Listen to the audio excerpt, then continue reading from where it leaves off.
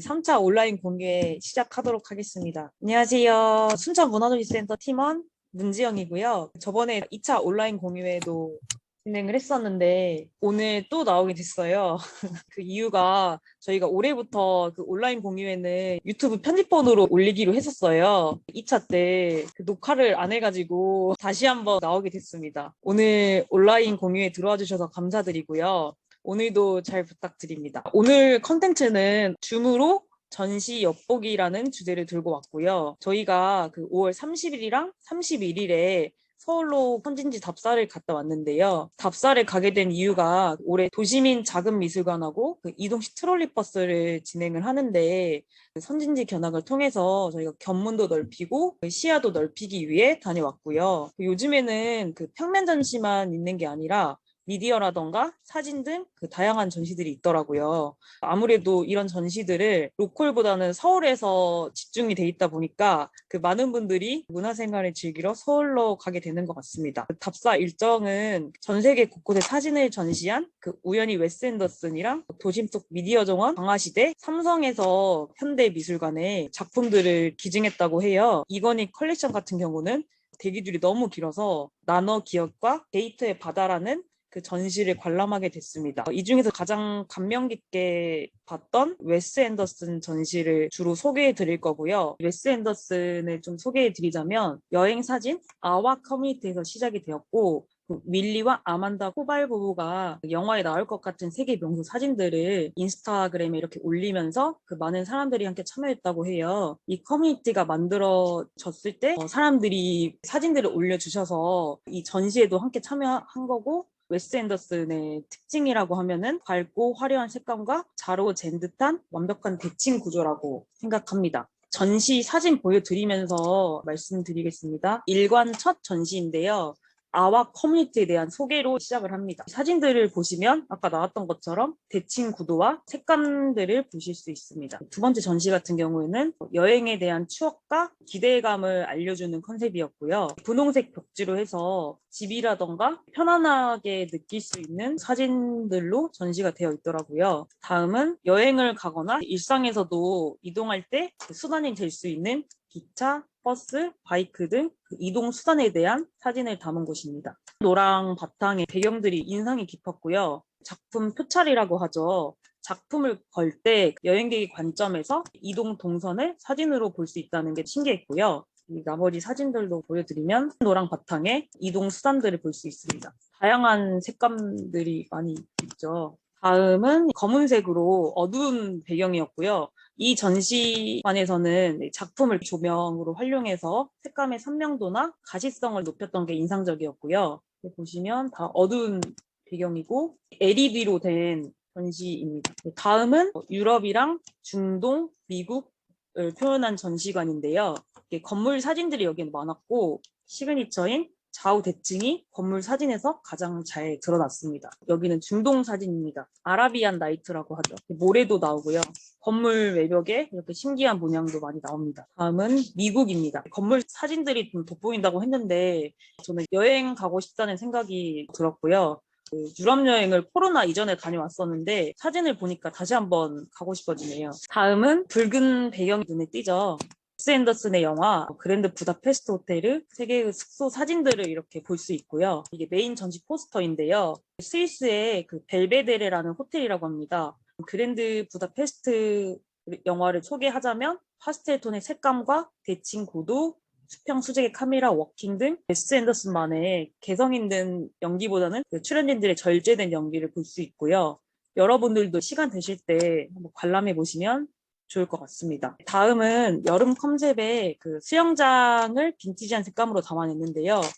배경이 하늘색이라 시원하게 느껴졌고요. 지금 밖에 덥잖아요. 그래서 눈길이 갔던 것 같습니다. 마지막 관인데요. 컬러 컬렉션이라고 핑크와 터키색을 담은 사진들을 모아놨습니다. 여기 거울 보이시나요? 이 거울을 활용해서 그 반대쪽 벽에는 나라명들을 표기해놨었는데요. 비춰지는 도시가 그 내가 보는 작품 주변에 있어서 놀랐습니다. 북한 사진도 있었는데 저희 나라 사진이 없어가지고 그런 점들은 조금 아쉬웠어요. 보시면 핑크색하고 터키색 위주로 된 사진들입니다. 총 11개 전시관이었고 면적이 500평에 작품 수는 총 300점이라고 합니다. 파스텔 톤의 색감이나 연출이 예뻐서 그 남녀노소 모든 분들이 좀 재미있게 볼 수 있는 전시인 것 같고요.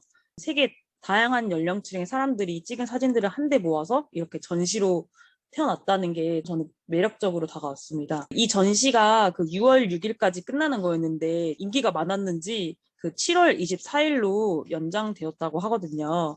서울에 방문할 계획이 있으신 분들은 전시를 보러 가시는 것도 추천드립니다. 다음은 광화시대 보여드리도록 하겠습니다. 그 서울의 경복궁역부터 광화문 일대 메타버스를 주제로 도심 속 미디어 아트 전시이고요. 총 8가지 콘텐츠로 이루어져 있고요. 광화원, 광화인, 광화담, 광화수, 광화벽화 이렇게 좀 구경을 했는데요. 광화원 같은 경우는 미디어 정원이라고 해서 빛과 연결이라는 주제로 미디어 아트를 했습니다. 모션을 감지해가지고 움직일 때마다 빛들이 따라다니는 게 좀 인상이 깊었고요. 여수에 가시면 아르떼 뮤지엄이라고 미디어 아트 전시가 있는데 거기보다 더 좋았던 것 같습니다. 다음은 광화인 말씀드리겠습니다. 광화인은 샤이니 미노라고 아실까요? 아이돌인데 인공지능으로 이제 키오스크 체험할 수 있도록 해놨더라고요.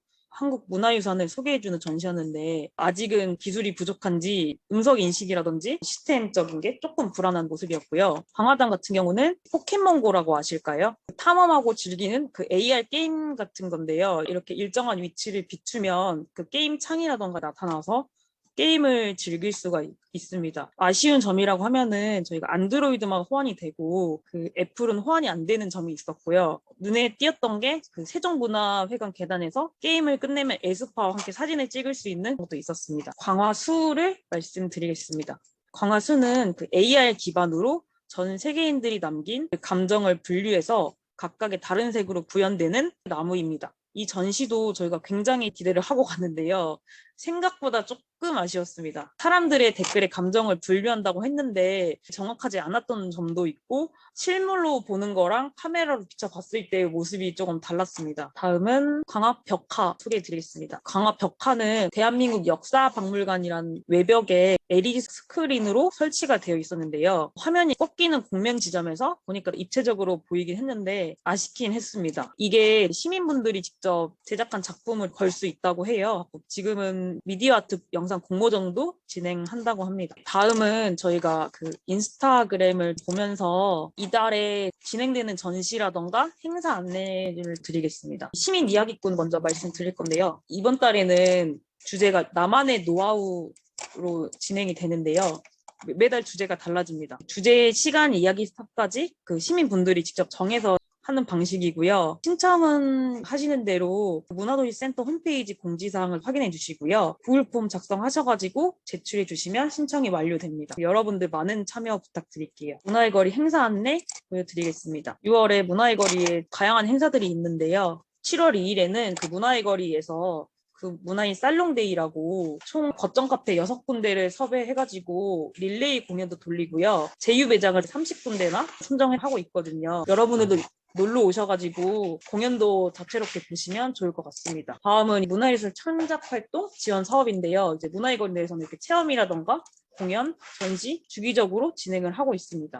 그 은하수 갤러리 그 한의원 작가님이라고 이제 광주에서 조금 유명하신 분이세요. 전시 일정은 6월 29일까지니까 20일 정도 남았거든요. 은하수 갤러리 운하누리터 오셔가지고 구경하시면 좋을 것 같고요. 김혜순 한옥공방에서도 꽃처럼 나빌레라 6월 30일까지 진행을 합니다. 예술공간 카미라타에서는 그 체가람 전시회 글라스를 이용해서 전시를 하시는 것 같은데 이것도 구경하시면 좋을 것 같습니다. 다음은 장안 창당마당에서 그 빵을 굽는 참가자를 모집을 한다고 해요. 티라미수라던가 다양한 종류로 하는 것 같더라고요. 예술학교 참가자도 모집하고 있고요. 여러분들도 참여하셔가지고 같이 만들어 보시면 좋을 것 같습니다. 정원인 음악회가 진행이 되는데요. 다음 회차에는 그 7월 16일 토요일에 조례 호수공원으로 찾아가고요. 장르는 가요, 올드팝, 마술 공연 이렇게 있고 7월 23일에는 순천만 가든마켓에서 인디, 포크, 국악 공연이 진행됩니다.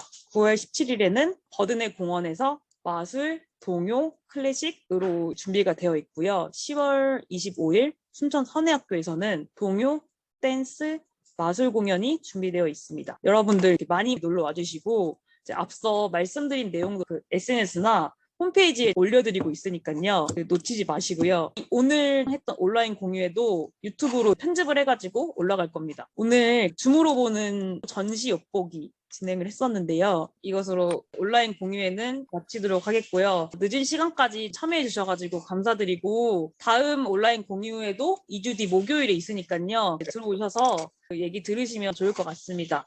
감사합니다.